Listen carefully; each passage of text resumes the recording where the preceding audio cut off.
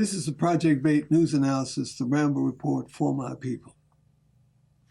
In recent weeks, there's been a tremendous conversation, argument, discussion about the use of school taxes, people's taxes, property taxes, to underwrite the Detroit Pistons' use of the underwritten arena, the Red Wings arena, on Woodward, downtown. I mean, for months, we've been passing it by. I've been passing it on the bus on either Woodward or Cass. Well, recently the City Council approved $34.5 million for readjustment of the building so the Pistons could play there, a basketball team. And where did this money come from? Well, the Downtown Development Authority has a tax capture district, which they extended, to include that area. Plus, they went back to City Council and got the City Council to approve 7-2 an additional $34.5 million for them to make these changes to the arena so the Pistons could play there. Now, the owner of the Pistons has a house in California that's $100 million. Cost $100 million. All right, but he still requested and got tax money for this. And the City Council went along with it. Now, theoretically, the City Council is elected by the people. But they're influenced by big money and philanthropy and political opportunism to take the people's money from the libraries, from the schools, from the city budget, and just give it, throw it away to multimillionaires, billionaires. The dude who owns the Piston is a multi-billionaire. I mean, anybody who's got a house that costs $100 billion must be rolling in dough, and he is. In fact, in the Pistons arena out in the suburbs in Auburn Hills, when he bought the Pistons for some $350 million, he did a $40 million reported revamp of the Pistons arena there, which when they move downtown to Detroit is going to be torn down. And this was just a couple of years ago. So he blew $40 million there, and now he's going to come down and get another $34.5 million from the people. This is insanity. This is stupidity. This is corruption. Now, you might say, well, you shouldn't use those naughty words about the City Council, about what's happened.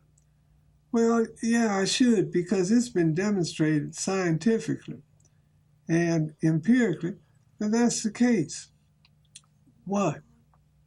That arenas, sports arenas, have virtually no economic value, and as a consequence, taxes and the people's money should not be invested, should not be given, essentially, to the owners of sports arenas or the users of sports arenas to construct them.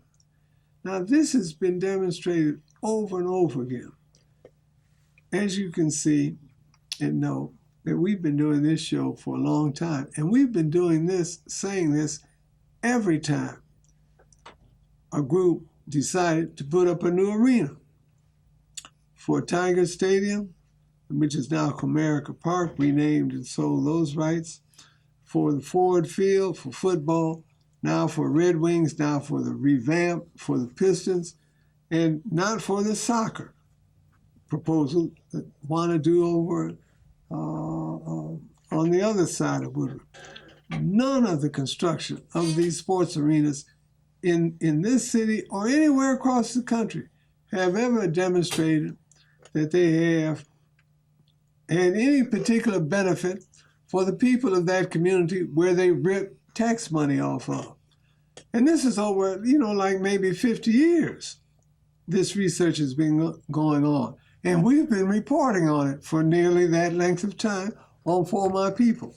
So why is the Detroit City Council by a 7-2 vote giving another $34.5 million when tax money has already paid roughly 40% of the cost of building this new arena on Woodward? It is absolute corruption and madness. Madness, okay? And virtually none of the benefits of construction or investing in that construction have come back to the citizens of the people of Detroit. Not in jobs, not in vendors' opportunities, not in sales opportunities when it is finally finished, not in downtown restaurants or other buildings which will get some spillover, okay? So that the citizens who are paying the taxes, who are putting up the money, won't get anything. And yet their representatives on city council said, just here the money, here the money, here the money. How much you want, boss? Here's some more money. You want some more money, boss? You're a billionaire and you don't have enough money? Here's some more money, boss. And they are coming up for election. This has been another Project B.A.I.T. News Analysis, the Rambeau Report for my people. The Saturday Irregulars, an urban think tank, meets weekly from 1 p.m. to 3 p.m. across the street from Belle Isle at the northeast intersection of East Jefferson and East Grand Boulevard. No leaders, no elections, no officers, no dues, no in-groups. Thinkers and students are welcome. A choice, not an option.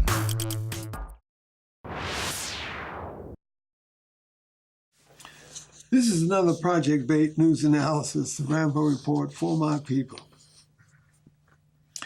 You've heard the saying, know thyself. Who are you?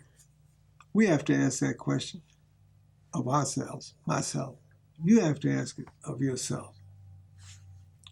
That's what this is about.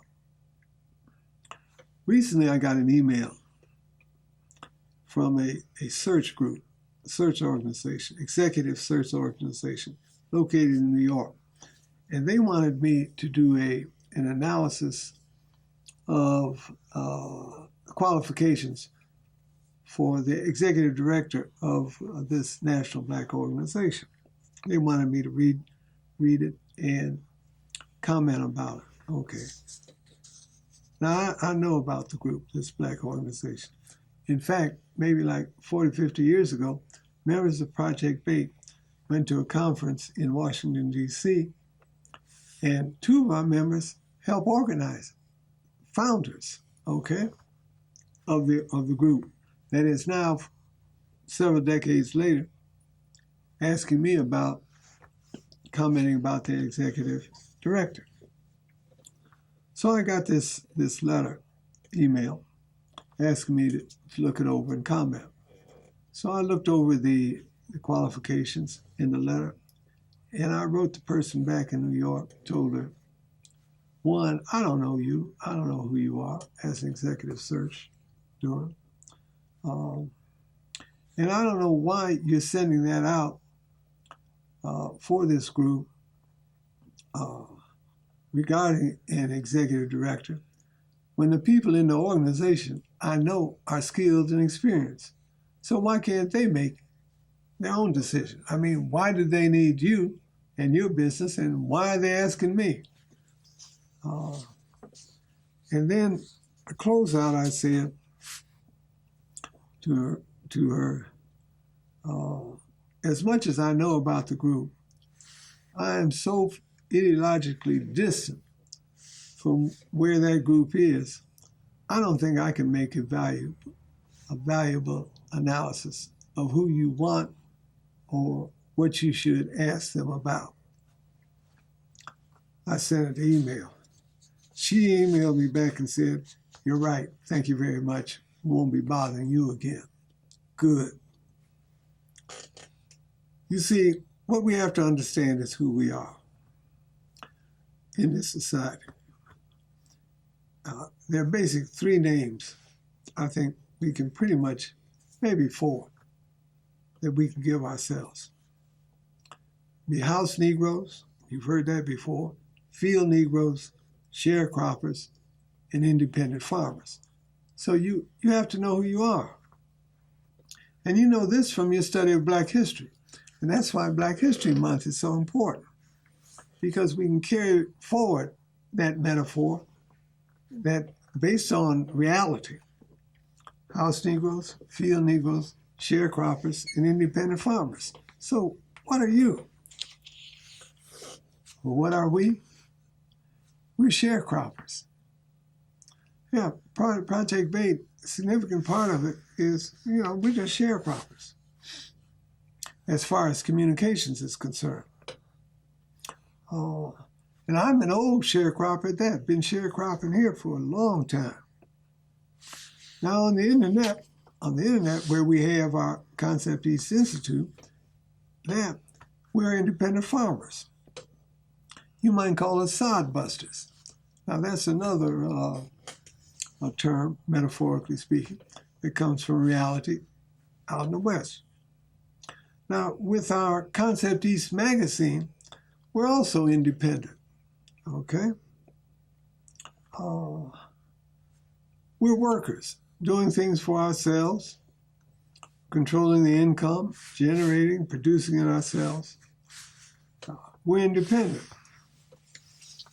So that you have to know who you are in your economic and productive relationship to this society. And you may be one thing in one situation and another in another, all right? And I think those are four good categories that you can use to evaluate yourself. So let me proceed with that in terms of this. Over the years, people have asked me regularly, why are you on so early? I mean, why aren't you on in prime time? And I never got angry at folk who said it because I know we're on early. I mean, you're watching the show, you're up early to watch it. And many of you have told me this, spoken to me about it. Well, we're on early at this juncture because Black folks are poor. Black folks are disorganized and unconscious.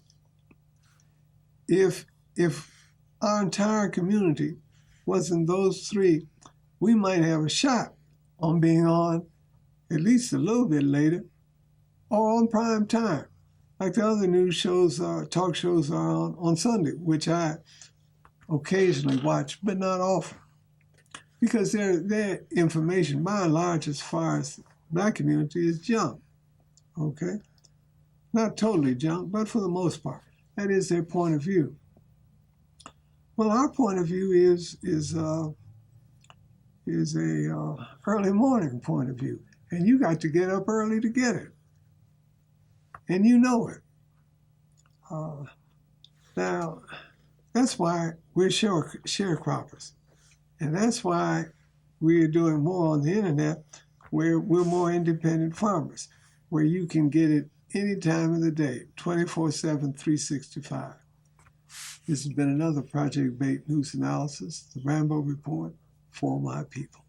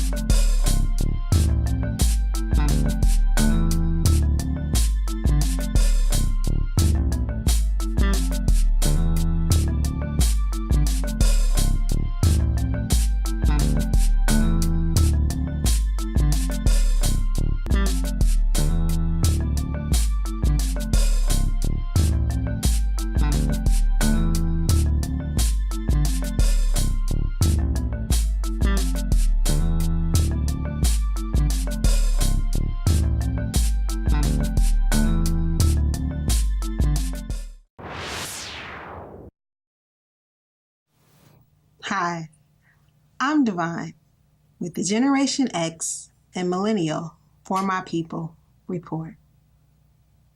Today I want to talk to you about blight. We know that currently the mayor of Detroit was mentioned on the investigation of monies used to remove blight housing within our communities. However, I want to go a little deeper.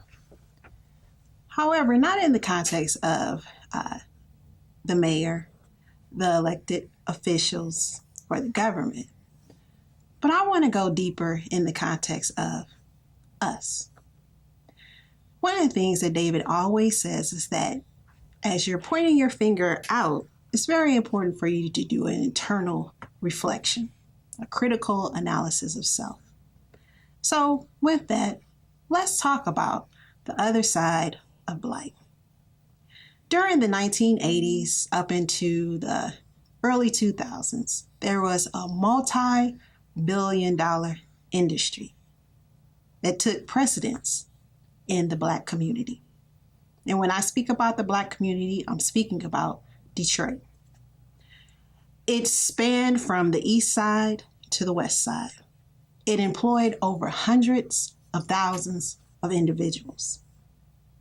And from that, you had families who were able to eat, but then you also had the other side of those families with the consequences of the actions. So I'm talking about blight. But what does blight have to do with this multi-billion-million-dollar industry? Crack cocaine. Growing up in the city of Detroit, from the age, I would say about 13 years old, crack took its stance in our communities. And there were a lot of Black women and Black men, young children, who became enrolled in this corporation structure where you had upper management to lower management. You had distribution, you had marketing, you had a mastermind Fortune 500 blacklisted company. And from that, you had to have buildings, houses, where this particular merchandise, crack, would be stored and sold. So what happened to the individuals who ran these multi-million-dollar operations?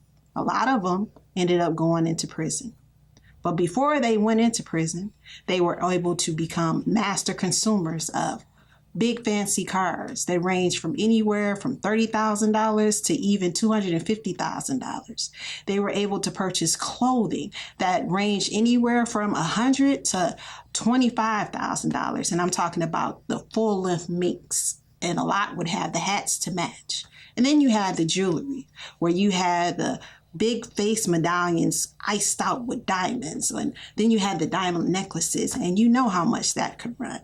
So here you have a corporation that is masterminding and growing economically within our community during the Generation X and Millennials lifespan and growth. And then the houses, once again, the blight. We always talk about how we have all this blight in our city, but that elephant in the room needs to be addressed on how that blight came to be. You had a majority, I would say at least 8 to 9 houses within 1 block radius, 2 block radius, that were actually distribution centers for crack cocaine. And what would happen to these houses? Well, depending on if they entered into someone else's territory, it may get shot up, or someone had a beef with another person based on a girlfriend or the way the money was being flowed, and they firebombed the house.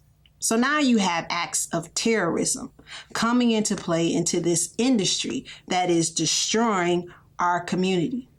So we have the external and then we have the internal. So now you go through the city of Detroit and you look at these neighborhoods, and a lot of the houses that you see half burned down or just totally blighted were actually crack houses that were actually owned or rented by someone that looks like us, mentally thinking that they were going to find a way out of poverty, not even holding the consciousness of what this drug was doing to our community. I had the opportunity to talk to a young man of the millennial generation. His name is Dante. And I asked Dante, did you grow up in the time when crack cocaine was in the community? He said, yeah. He was 25 years old. I said, well, who was doing the majority of the selling of the crack cocaine? He said, black men. I said, okay. I said, so what happened to the black men? He said they went to jail. I said, okay. So now you have black men that have went away to jail. They have been put in a space to where they are sentenced to anywhere from 10 years to life for selling crack cocaine. And a lot of the black men even knew what the consequences were, but they still did it to our community. But now you have them who are coming home and they are able to make money. A lot of them own their own businesses. But what have they done to reinvest back into those homes, those communities that they firebombed, shot up, and did whatever else into our community? Where's the recompense for that? With that being said, Generation X and the millennials, we could continue to talk about what others are doing to us, but it's going to come a time when we're going to have to be accountable and take our resources and put it back into what it is that we destroyed. Because everybody played a role in it. Some of us may not openly admit it, but some will. So with that, I am Divine with the Generation X Millennial For My People report. The Saturday Irregulars, an urban think tank, meets weekly from 1 p.m. to 3 p.m. across the street from Belle Isle at the northeast intersection of East Jefferson and East Grand Boulevard. No leaders, no elections, no officers, no dues, no in-groups. Thinkers and students are welcome. A choice, not an option.